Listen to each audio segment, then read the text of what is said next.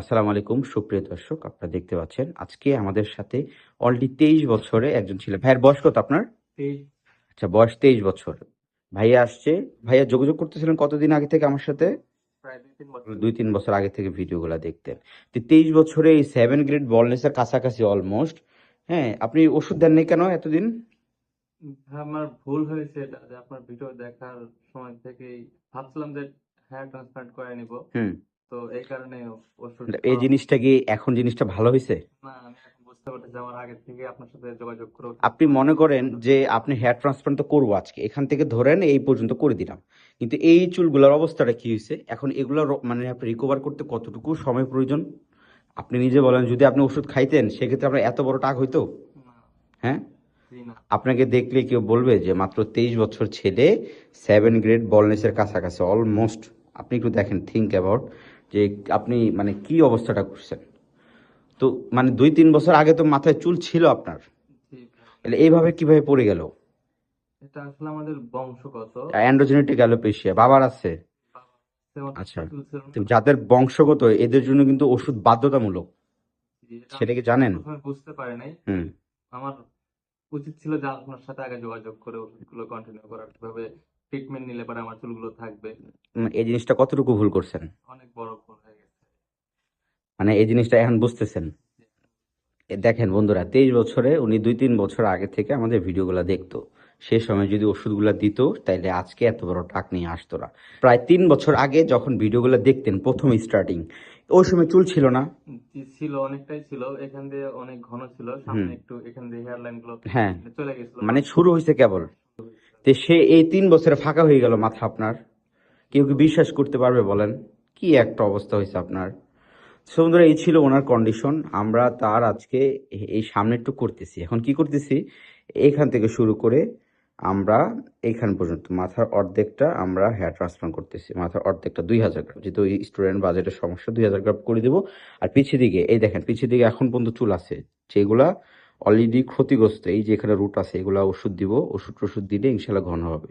এই যে একটা কন্ডিশন বানাইছেন, এই যে অল্প বয়সে বা ফ্রেন্ড সার্কেল ফ্যামিলি মেম্বারে, এরা এখন বর্তমানে আপনাকে দেখে কি বলে?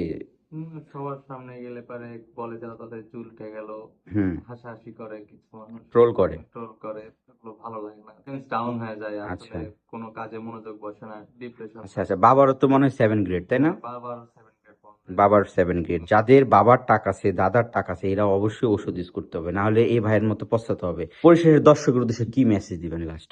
দর্শকের উদ্দেশ্যে বলতে চাই যে সময় গেলে সাধন হবে না। হুম। আপনারা সময় থাকতে বুঝুন। হুম। আর যদি সম্ভব হয়, যত দ্রুত সম্ভব, যদি আপনাদের চুল পড়ার সমস্যা থাকে, রাহিম ভাইয়ের সাথে যোগাযোগ করে হুম। আপনারা ট্রিটমেন্ট নিতে পারেন। ইনশাল্লাহ চুল পড়বে না, ভালো কিছু হবে। সময় চলে গেলে এই যে দেখেন, এখন আপনার কাছে মনে হচ্ছে অনেক দেরি হয়ে গেছে, তাই না? আমি যদি আরো 2-3 বছর আগে থেকে ট্রিটমেন্ট নেওয়া শুরু করতাম তাহলে হয়তো আমার এমন হতো না। জি। ভালো কিছু এটা প্রতিটা রোগী, বিশ্বাস করেন, এটা প্রতিটা রোগী এই জায়গায়, ঠিক আপনার এই জায়গায় এরা স্টেটমেন্ট দেয় যে ওনাদের সবচেয়ে বড় ভুল হয়েছে যে যদি আগে থেকে ট্রিটমেন্ট নিত। কি বলবো বলেন, কিছু বলার নাই, যে ওনারা সান্ত্বনা দেওয়ার মতো কিছু নাই আসলে। মানে অল্প বয়সে চুল হারানোর বেদনাটা অনেক বেশি, যেটা আমরা জানি। তো আমরা তার এখান থেকে অর্ধেকটা ইনশাল্লাহ লুক চেঞ্জ করে দেবো। আমরা তাকে এমন একটা ব্যবস্থা করব যাতে তিনি চলতে পারে, সব জায়গায় সুন্দরভাবে যাইতে পারে। অ্যান্ড কেউ দেখে ওনাকে যাতে না বলে যে আপনার মাথায় চুল কম বা চুলে টাক পড়ে গেছে। তো এর জন্য 2000 গ্রাম করে দিব, বলে স্মৃতি টিতি করে সব কাজ করতে পারবে। আর উনি যদি পরবর্তীতে আমাদের কথা না মানে, এলে কিন্তু এগুলো সব যাবে। পরবর্তীতে আমরা যে ওষুধগুলো দিব সেগুলো ইউজ করবেন তো নিয়মিত? ইনশাল্লাহ। যে ভুল করছেন ওই ভুল আর করবেন? না, ওই ভুল আর করবো না। ঠিক আছে ইনশাল্লাহ। হেয়ার ট্রান্সপ্লান্ট করার পর কি অবস্থা হয়? ভাইয়া বাসা কোথায়? আমি তো এটাই আক্স করিনি আপনার কাছে। আমার বাসা সিরাজগঞ্জে, তো আমি থাকি রাজশাহীতে। আচ্ছা, রাজশাহীতে থাকেন। আচ্ছা বন্ধুরা, এই ছিল ওনার কন্ডিশন। আসেন দেখি ওনার হেয়ার ট্রান্সপ্লান্ট করার পরবর্তীতে কি একটা কন্ডিশন হয়। সো বন্ধুরা, ওনার আজকে আমরা অপারেশন শেষ করলাম। আজকে শুক্রবার, আমরা গতকালকে করেছিলাম। গতকাল 15 ফেব্রুয়ারি ছিল, বৃহস্পতিবার। এখন দেখতে পাচ্ছেন আমরা তার 2200 গ্রাফ করে দিয়েছিলাম। 2000 গ্রাফটা একটু কম মনে হচ্ছিলো, দেন আমরা আরও 200 গ্রাফ বাড়াই। আর রোগীর বাজেট যেহেতু কম, তারপরে ওনাকে তো আর ফোর্স করতে পারি না, তো 2200 গ্রাফ করে দিয়েছি। তো 2200 গ্রাফটা ওনার ইনশাল্লাহ সামনের পুরো চেহারাটাই পরিবর্তন হয়ে যাবে, যেগুলো আছে পাতলা।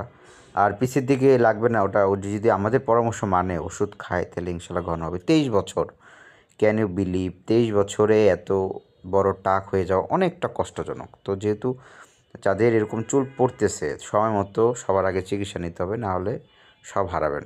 আর যারা সার্জারি করবেন অবশ্যই আমাকে হোয়াটসঅ্যাপে মেসেজ করবেন। ধন্যবাদ।